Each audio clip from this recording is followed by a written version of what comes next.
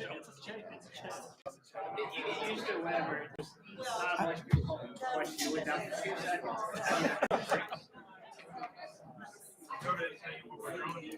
No. Chip said we didn't do all future considerations. Oh, yeah. Maybe more time. Applause. Yeah.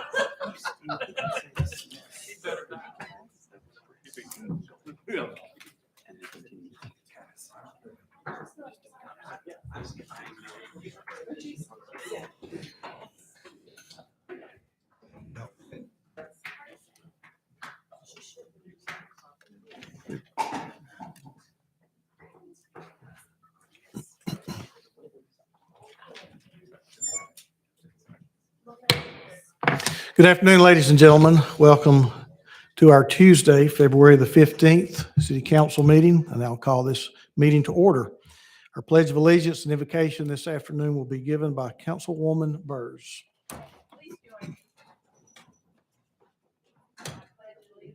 To the flag of the United States of America and to the republic for which it stands, one nation, under God, indivisible, with liberty and justice for all. Thank you, ma'am. I would like to recognize one of our elected officials with us here this afternoon, Criminal Court Clerk, Mr. Vince Dean. Thank you for being here this afternoon. I think I also saw District 8 Councilman Anthony Byrd somewhere. There he is, hiding over in the corner.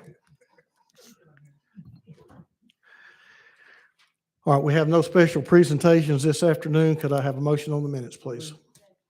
We have a motion on the minutes to approve with a proper second. Questions or comments before we vote? All in favor, aye. Any opposed, no. So ordered. Moving now to ordinances on final reading. Madam Clerk, if there are no objections from this council, would you take 5A through G, please? Yes. Item A, an ordinance to amend Chattanooga City Code Part 2, Chapter 38 zoning ordinance so as to rezone property located at 4721 Tessie Lane from R2 residential zone to R3 MD moderate density zone.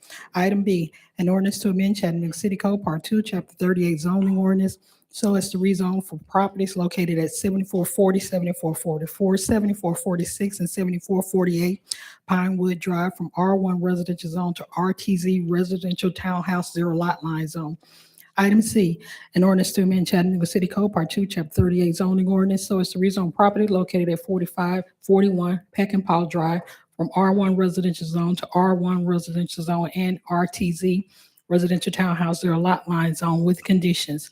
Item D, an ordinance to amend Chattanooga City Code Part 2, Chapter 38 zoning ordinance so as to lift all condition numbers 1 through 4 from ordinance number 10610, a previous case number 1996-278 from the properties located at 1188, 1200, 1204, 1206, 1208, 1209, 1210, 1218, 1232, 1290, and 1300 Premier Drive.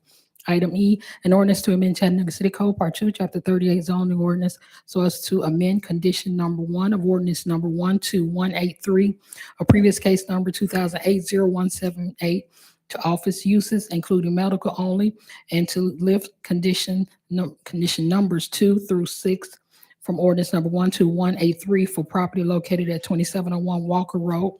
Item F, an ordinance to amend Chattanooga City Code Part 2, Chapter 38 zoning ordinance so as to rezone properties located at 2901 and 2903 Dotson Avenue from M1 manufacturing zone to R1 residential zone.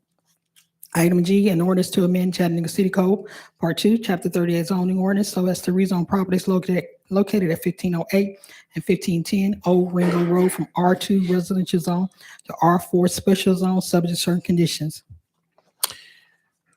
Councilman Ledford, followed by Councilwoman Burrs. Thank you, Mr. Chairman. I want to thank the council for their diligence and attention in working these cases through to final reading, and I'd like to move to approve. All right, we have a motion on the floor to approve items 5A through G with a proper second. Are there any questions or comments before we vote? All in favor, aye. Any opposed, no. So moved. Moving now to ordinances, first reading. Madam Clerk, 6A, please. An ordinance amending Chattanooga City Code, Part 2, Chapter 2 by adding Article 9, Chattanooga Department of Early Learning. Councilwoman Hill. We have a motion on the floor to approve with a proper second. Any questions or comments before we vote? All in favor, aye. Any opposed, no. Motion carries. Moving now to planning. Madam Clerk, 6B, please. An ordinance to amend Chattanooga City Code, Part 2, Chapter 38 zoning ordinance so as to rezone property located at 2700 Oak Street from R1 residential zone to O1 office zone, subject to certain conditions. Case number 2021-0224. Is the applicant present? The applicant's here. All right. Hold on one second, sir. Is there any opposition to this request present? All right, thank you. Councilwoman Coonrod, I'm seeing an applicant and some opposition present. Would you like a brief presentation from staff? Yes, a brief presentation. Karen? Good evening. I'd given a presentation on this previously, but I will just touch on the high points, which is on the next slide here. This property is at 2700 Oak Street. The request is to rezone from R1 to R4 special zone. This was first heard at Planning Commission in December, heard at Planning Commission in December. It's for a single-family residential and telemedicine office.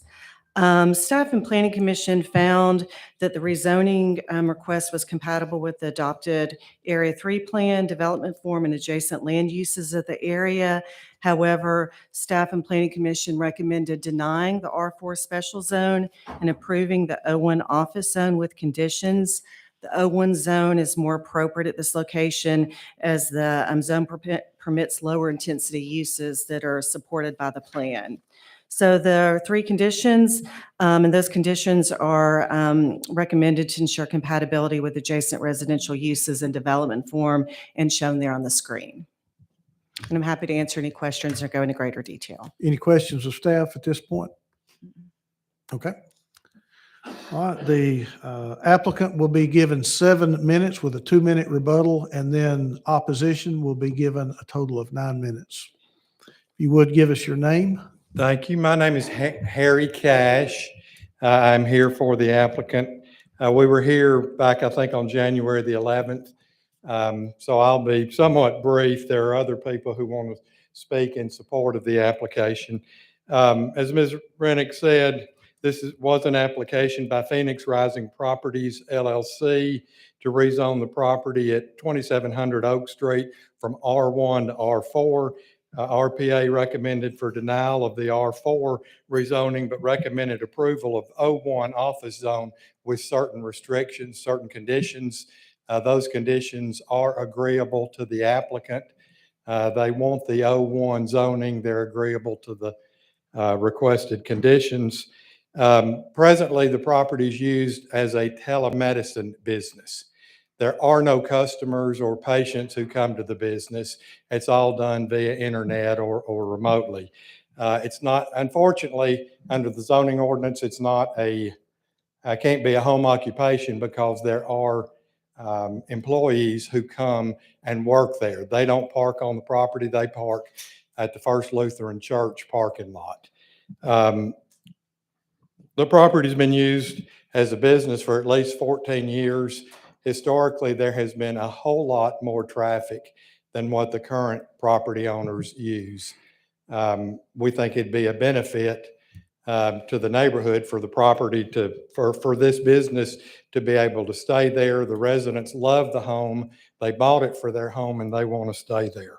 We have letters of support from a number of residents and a signed statement from Jewel Jackson, Diane Meadows, Dr. Olin Ivy, Tommy Dillon, and Donald Sandifer, all of whom live in the neighborhood and do support the rezoning. I would like for Angie Nichols to come forward and speak to you briefly.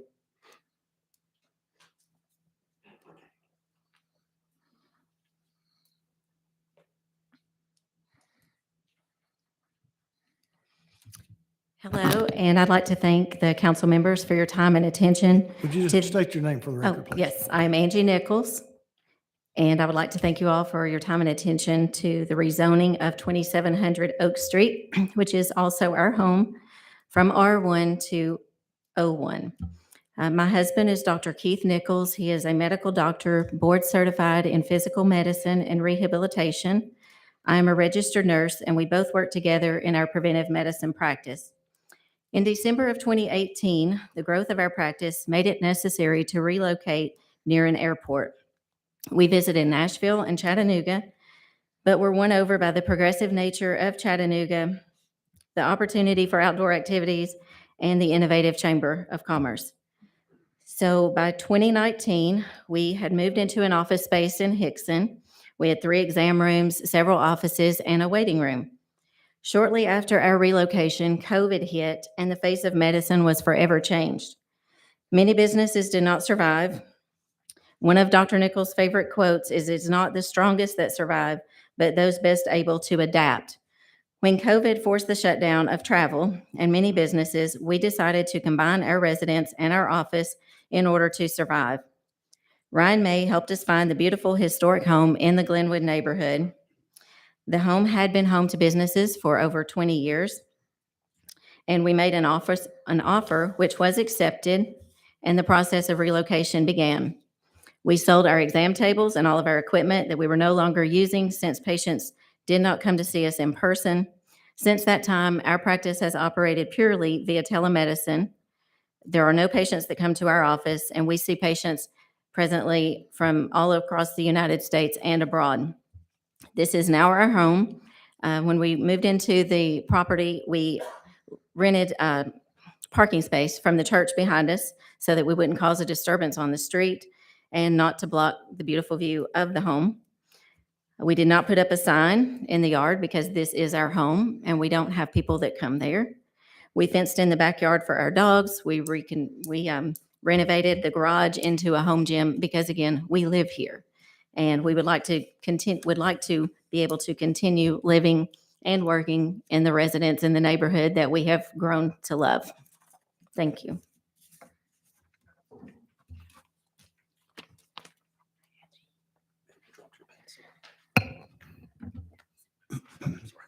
You're speaking in favor, ma'am? I am. Okay, just give us your name. My name is Barbara Storm, and my sister and I, Maggie Armstrong, lived at 2700 Oak Street for, I think it's 17 years. And I'm here just to attest to the fact that that has been a busy home. As one of the larger homes in the neighborhood, it's been a gathering place for lots of different things. When we first got the home, we renovated it completely, and we're very proud of it. We've had Christmas parties, continuing the tradition of the Haddocks, who owned the house previously, having 100 or 150 people at Christmas parties. It's always been a gathering place. It was the gathering place for the Glenwood Neighborhood Association. And my sister is really into antiques, and she had done some yard sales that turned into maybe more every weekend type sales. We also had a catering business because it was such a great house for entertaining. We also allowed it to be a place for people other than people that were our friends to come in and do some, it was a venue for birthday parties and anniversaries and things like that. So it has been a place that has gathered a lot of people for many, many years. And I think it would do nothing but improve the neighborhood to continue this business as it is right now. Thank you and appreciate your time.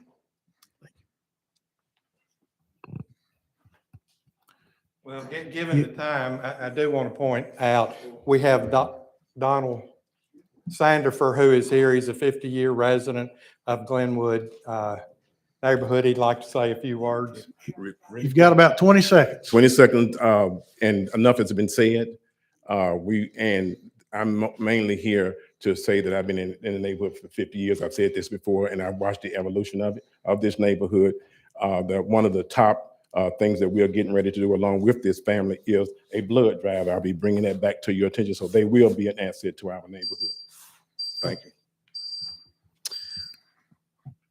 All right. The opposition will be afforded 9 minutes. Is there anyone here in opposition that would like to come forward and speak?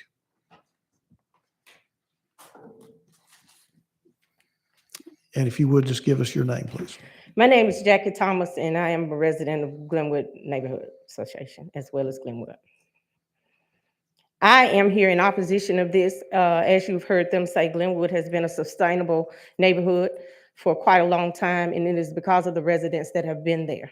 Yes, this house has been used for entertainment by the people that live there. It has not been a business for the last 14 to 17 years because Glenwood opposed the Miss Barber, who was just up above here when she originally tried to rezone it. Because Glenwood has continued to try to preserve our neighborhood and keep our neighborhood residential. It's multiple types of residential. There you have R2, we have apartments, as well as we have had to share our neighborhood with the hospitals that are on the opposite side of that home that she's referring to. And that encroachment has caused a lot of our Glenwood homes to be torn down and knocked down. And to stop that encroachment, we have continuously tried to stop and prevent rezoning. They talk about the plan that was created from Ridge. We also participated in those plans, maybe not every day, but I didn't participate in each one. But during those planning sessions, we specifically made sure and always asked and requested that Glenwood remain residential. When they talk about illegal businesses that they may have been having there, that's exactly what they were. There has not been a legal business in that home. Never. It's always been residential. So to stand here and say is they want to be good neighbors, even after this meeting that we had in January, they were not very good neighbors when we went outside. They were not very good neighbors to Billy, who opposed them. So I don't feel that they will be very good neighbors. It's a control issue, but for us, it's not about a control issue. It's about a preservation issue. We want to preserve Glenwood. We want to say what we desire in our neighborhood, and not because Ms. Barber has sold her a piece of property in which they misled them as far as what they could utilize it for, when they truly knew that they could not utilize it for a business, because it's never been a business. Have they had yard sales there? Yes, they have. She had them, I don't know, but she's had some where she sold stuff out of her garage. Have we had Glenwood neighborhood meetings there? Yes, we have. We've had them at her home in that same garage, but we've had them in other people's homes as well. COVID made a turn where we normally had an office up at the recreation center. We have an office. Glenwood is one of the very few neighborhoods and communities that actually work with our community on the preservation. We work with the center, and we actually had an office with computer with a desk. We were one of the very few. So to say that we are not good neighbors is just not true, because we have consistently been good neighbors to the hospitals and to everyone else that surrounds us. But we would like to preserve our community. We asked this city council to allow us to do that. Neighborhoods are changing around our areas. That's fine, but if you notice one thing in Glenwood, we don't have a lot of vacant lots. The only vacant lots we have are the ones that were torn down from the hospitals in which they have grown their businesses. We want to stop that. We don't want to go across Glenwood Drive. Once again, it's always a piece by piece, one house at a time, one thing at a time, and we want to preserve that. Are there a lot of Glenwood people that are against it? Sure they are. But if you know Glenwood, you know it's an elderly neighborhood. They're not able to come in here due to COVID and to whatever reasons as well. But they would like to preserve, because they fought so hard on the sustainability of residential housing in Glenwood. When they talk about being a good neighbor, you would think they say they live there, their dogs are there, but the Christmas lights are still up. All of the lights are still up in that neighborhood. Be neighborly. It's February. So where are we when we comes to making our neighborhood, enhancing our neighborhood? Those that have stood here that have said they are for this, they are for because they have financial gain. They're going to support somebody's 501c for Thanksgiving baskets or Christmas baskets, as they told us. We're more than that. Our neighborhood is worth more than those monetary things. We've created parks in our neighborhood to give us greenery space. We've done quite a bit to preserve Glenwood. And often also, some of the people that they're saying that signed the form, the paper, Mr. Dillard was here last week, and last month, and he indicated to me, Jack, I signed it because they said they just want to have, like we have, an office in our home, meaning just, I turn my bedroom into an office where I'm doing my work. That's what they thought they were signing. They were not agreeing to what they're indicating they were agreeing to. So I think there's been a lot of misleading the city council. And I still ask and would like to say, please preserve our neighborhood. Allow us to have the decision-making factor in that, because that's what we want to preserve, and that's what we ask that you do. Allow Glenwood to be the community jewel in which we have rose from the ashes. Because if you know Glenwood, you know we rose from the ashes, and now we have everybody coming in want to change that, and we ask that you do not allow them to change that. Thank you. Sorry for talking so fast. Are there any questions for me? Councilwoman Coonrod, I'm not seeing any questions. Okay, thank you. Okay. Oh, I'm sorry, Billy. Hello, I'm Billy Reynolds. I spoke to you all last month. I just wanted to remind of just the scalability. So we can have exceptions where we rezone houses to offices, but I would just remind through the historic River to Ridge Area 3 plan, by and large, the public, and I had sent this information to all of you city council members, but by and large, people said they wanted to preserve affordable housing and preserve Glenwood and single family residential. So we can have exceptions where we do this, but to what extent is it scalable? And if we do it, if we do it here, we certainly can't do it with all of them, I mean, if there are many of them. So I would just remind you all about scalability and exceptions. If we do it here, where do we draw the line of where we don't do it? Because public input, by and large, as I shared with you, people do want and need affordable housing, and they want to preserve Glenwood, and they want to preserve single family residential. So thank you for your time and consideration. All right. Opposition, you have about 2 minutes left. Anyone else in opposition that would like to speak? Very well. Mr. Cash, applicant has a 2-minute rebuttal. Mr. IT, if you'd give us 2 minutes on the clock, please.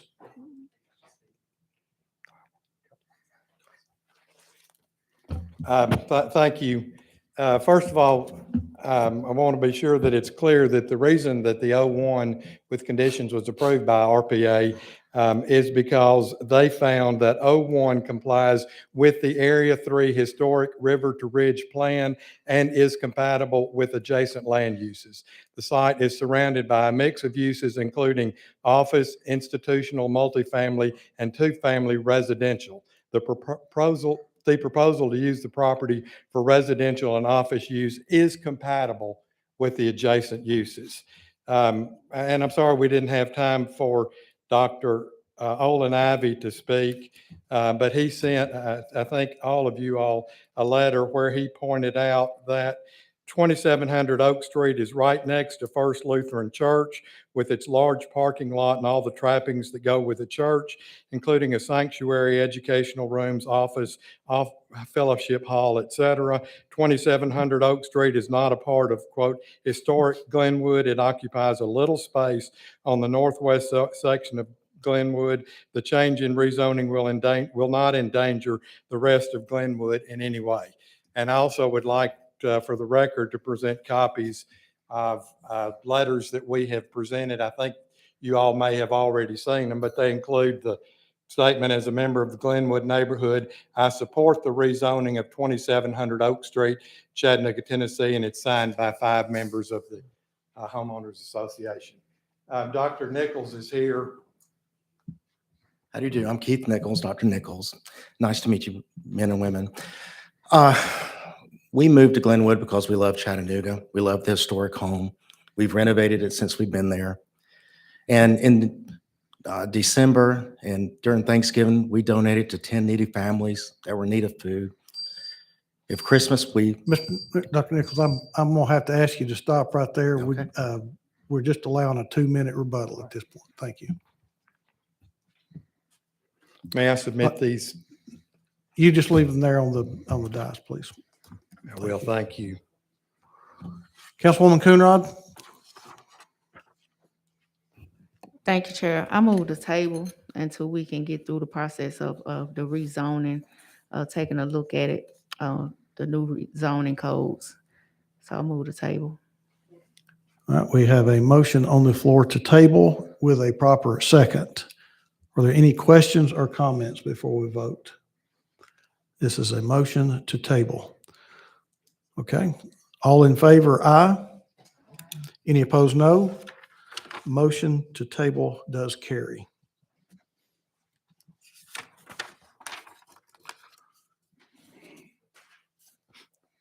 Moving now to 6C, Madam Clerk. An ordinance closing and abandoning a non-open public right-of-way located in the 5300 block of Bradford Avenue for a property owner located at 1723 West 53rd Street as detailed in the attached map, subject to certain conditions. What is the pleasure of the council? We have a motion on the floor to approve item 6C with a proper second. Questions or comments before we vote? All in favor, aye. Any opposed, no. So ordered. We move now to resolutions. Madam Clerk, 7A, please. A resolution authorizing the Office of Community Health to apply to serve as host site for Centers for Disease Control, CDC, funded public health professional field position assigned for 2 years. Councilwoman Burrs. All right, we have a motion on the floor to approve with a proper second. Questions or comments before we vote? All in favor, aye. Any opposed, no. So moved. All right, Madam Clerk, 7B, please. A resolution confirming Mayor Kelly's appointment of Anthony Byrd as the city court clerk. Councilman Ledford. Mr. Chairman, with great pleasure, I would like to move to approve this confirmation. You thought something else, Anthony? I'm not going to do that to you. All right, we have a motion on the floor to approve Councilman Byrd's appointment to the city court clerk with a proper second. Are there any questions or comments before we vote? All in favor, aye. Any opposed, no. And the motion to approve does carry. Councilman Byrd, stand up.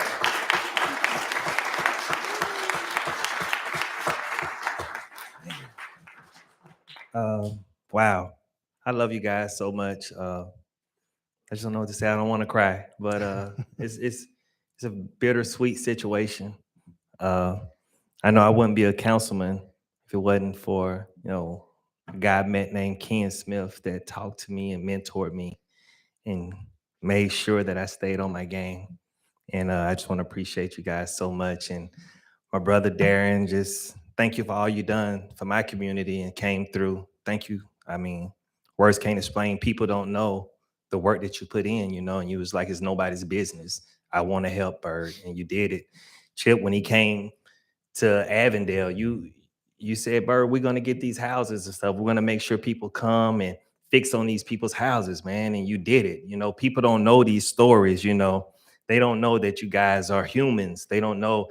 They see us go through these formalities and they think that, you're machines, but you're not. You're human beings that love people, and people don't understand that. And they come down here and they beat up on you and they point the finger. I remember one time, Chip, I think you told me it's easier to critique the game in the stands than out there on the field when you're playing football. Like, you can sit up in the stands and say so many things. The quarterback should have done this. They should have done that. But wait till you get in the game. And I know whoever fills this seat is going to be in the game. And they got a lot of some shoes to fill, because my community, District 8, is made up of so many different people, the richest of the rich, the poorest of the poor. But I know you guys love people. And Jenny, Isaiah, Rakita, I know we're just not getting together, but I see the passion that you guys have, and I see the love that you have for this community. And I'm just so happy and blessed to be a part of you guys' team. And I'm going to miss you. Councilwoman Coonrod, thanks for the push. You my girl. I love you to death. Thank you so much. And Miss Burtz, Carol, thank you for loving on my family. I know my mom is in your district and my family is here now. mom, my sister, my dad, Have your family and stand family. up. Would you all stand up, and friends? My boss, Vince Dean, who is always my mentor and took care of me from day one. I love you guys so much. Mallory, Kalitha, like it's just amazing. So this is my family. And thanks to Vince, because I had to leave my job to become a councilman. And Vince told me, once you get things worked out, son, don't worry about anything. You can come back. And he welcomed me back with open arms. Him and his wife have just been a second family to me, man. I love you guys so much. I'm gonna keep you in my prayers, and I'm gonna be here fighting with you. Thank you so much. Love is love.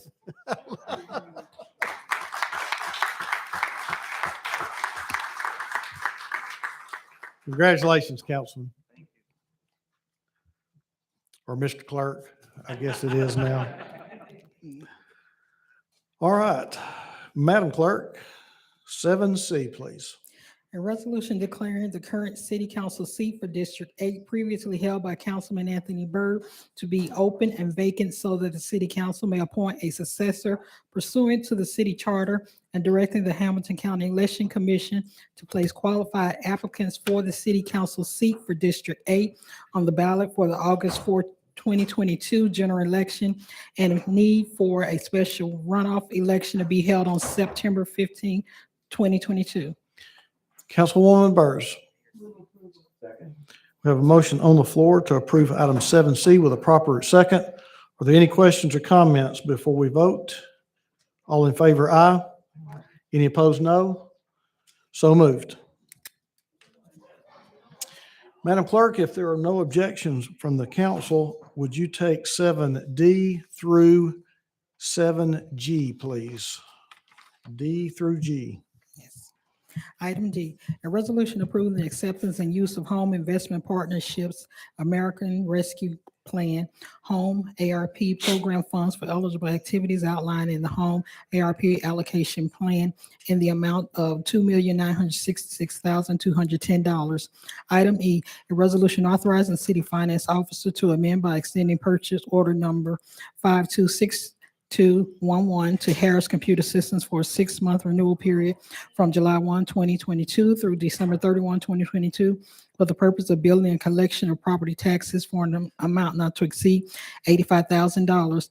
Item F, a resolution authorizing the administrator for the Department of Public Works to apply for and, if awarded, accept a Water Infrastructure and Finance Innovation Act loan from the Environmental Protection Agency, EPA, for 4 wastewater projects: 1, environmental and economic infrastructure improvements; 2, thermal hydrolysis process; 3, oxygen plant replacement; and 4, wet weather treatment upgrades for an amount up to $186 million, with matching funds up to $151 million, for a total estimated cost up to $337 million, and authorizing payment of the application fee in the amount of $100,000. Item G, a resolution authorizing the administrator for the Department of Public Works to enter into an agreement with Encode Tennessee LLC as a result of competitive requests for proposals for sewer billing services for a 1-year term with 4 optional 1-year renewals for a cost of $1.24 per bill per month, excluding postage in the first year, plus setup, licensing and incidentals such as shut-off notice, printing, call center services, etc., for a total amount not to exceed $1.2 million. What's the pleasure of the council? All right, we have a motion on the floor to approve items 7D through G with a proper second. Any questions or comments before we vote? All in favor, aye. Any opposed, no. Motion to approve carries. Moving now to purchases. Mr. Goldberg. Shocked me. Yes, Mr. Chairman, we have 6 purchases this evening for approval, as well as 1 RFP format. First purchase is from Fleet Management Division Public Works. This is a 3-month extension of current contract with Stringfellow Inc. for Heil OEM truck parts and service through May 12th, 2022. The extension will give the department additional time to update specifications and rebid. The annual amount for this contract is $65,000. Second, from the fire department, purchase of 1 air vac fire engine exhaust removal system. This is a sole source procurement from Air Vacuum Corporation in the amount of $37,460. Item 3, Waste Resources Division of Public Works, new blanket contract for Hash Service Partnership Field Service on Equipment, AS 950 water sampling equipment. This is a sole source procurement from Hash Company. This will be a 4-year contract with an annual amount not to exceed $25,404 in year 1, with a 2% escalator each year for years 2 through 4. Fourth, from the Waste Resources Division of Public Works, second and final renewal option with Olin Corporation for liquid sodium hypochlorite. Olin Corporation submitted pricing changes at the time of renewal, which increases the price per gallon from 69 cents per gallon to $1.35 per gallon through June 8th of 2022, and then additional increases of 10 cents per gallon each quarter through the end of the contract in March of 23. The increase is a result of supply and demand for the chemical, combined with increases in transportation and supply chain cost. Price per gallon has increased across the country, with prices ranging from $1.10 per gallon to $2.25 per gallon. The price increase was negotiated down by more than 15%. We are not aware of any other suppliers in the area, and the chemical is necessary for wastewater treatment operations. The estimated annual amount is $4,250,000. Item 5, Information Technology, adding $15,000 to the contract with KCI Technologies for CityWorks software consulting services. City Council previously approved the contract with a total amount of $65,100. The addition is needed for implementation of new functionality to the CityWorks platform for Parks and Recreation. This is a one-time implementation cost, which was not previously included. The new total amount is $80,100. And lastly, from the Head Start Division of Early Learning, second and final renewal for dry frozen food items. Institutional Wholesale Company, Inc. submitted a 5% price increase for various line items with an annual amount not to exceed $400,000. All right, you've heard the request for tonight's purchases. What's the pleasure of the council? We have a motion on the floor to approve tonight's purchases with a proper second. Any questions or comments before we vote? All in favor, aye. Any opposed, no. So moved. Thank you, council. We also have one RFP format tonight. We are requesting approval to issue this RFP, not approval to awarding contracts at this time. The RFP is for operation of an essential community services hotline. There are numerous providers and platforms with a capability to provide call center services. However, proposers must also have reasonable knowledge of the local, state, and federal resources available to connect individuals to essential services. A competitive sealed proposal process will assist in identifying one or more solutions. All right, you've heard the request tonight. What is the pleasure of the council? All right, we have a motion on the floor to approve with a proper second. Questions or comments before we vote? All in favor, aye. Any opposed, no. Motion to approve carries. Thank you, Thank sir. That brings us to committee reports this afternoon. Councilwoman Coonrod. Councilwoman Dotley. Vice Chair Smith. Councilwoman Burrs. Councilman Hester. Councilwoman Hill. Thank you. All right, and just as a reminder to District 8 residents, anyone that would like to submit a resume and a letter of interest in filling the vacancy for the council or for the District 8 seat can begin tomorrow to submit letters to our clerk, our letters of interest and resumes to the clerk, and you will have through noon on noon on March the 1st. So tomorrow, February the 16th through noon, March the 1st. And Madam Attorney, will you be able to get a copy of this resolution that was passed tonight declaring the seat vacant to the Election Commission by tomorrow? Thank you, ma'am. That way, interested persons seeking the seat in August can begin picking up qualifying papers at the Election Commission Thursday, February the 16th, and you will have through noon on April the 7th to qualify. All right, completing all items on our agenda, that brings us to the portion that we recognize persons wishing to address the council this afternoon. Is there anybody that would like to address the council this afternoon? All right. Madam Clerk, Madam Attorney, if you would you please read the rules for engaging the council, please? Excuse me. Each speaker wishing to address the council shall be recognized at the microphone provided for that purpose. The speaker may address the council upon matters within the legislative and quasi-judicial authority of the council, and you'll be limited to 3 minutes unless granted additional time by the chair. Thank you. All right, Mr. IT, if you'll give us 3 minutes on the clock, give us your name and you may begin.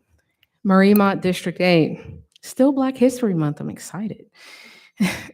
If a white man wants to lynch me, that's his problem. If he's got the power to lynch me, that's my problem. Therefore, racism is not a question of attitude. It is a question of power. Kwame Ture, formerly known as Stokely Carmichael. The reason that I'm speaking this evening is because right now we're in the midst of a finalization of a police chief.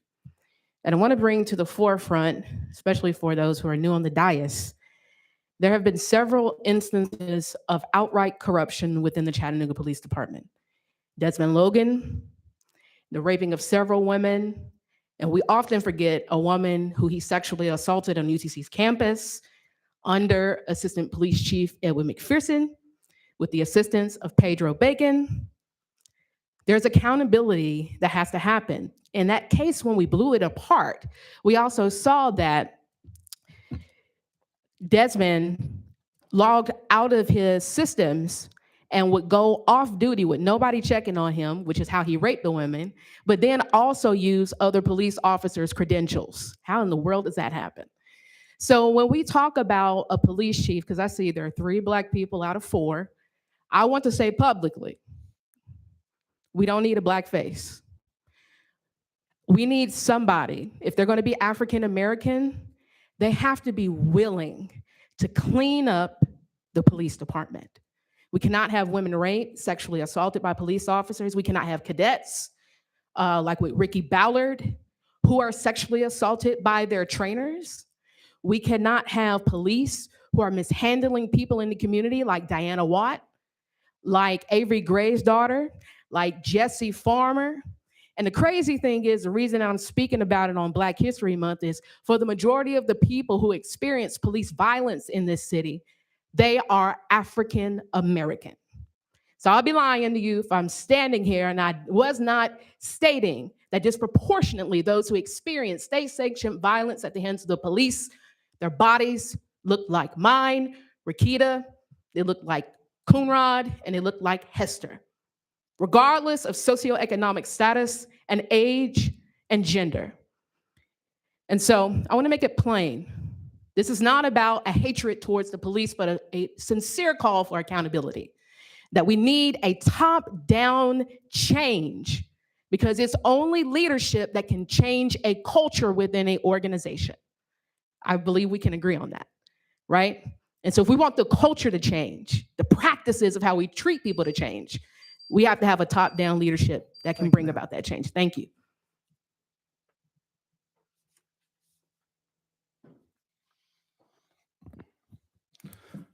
Hello, my name is Joshua Capellish, and I'm an advocate for Chattanooga's homeless citizens. A perfect plan is never done, and done is never perfect. A perfect plan is never done, and done is never perfect. Jordan Peterson said that. The fierce urgency of now was said by Martin Luther King. To me, this means to get to work now, as imperfectly as progress is. It is people we must put before process and policy.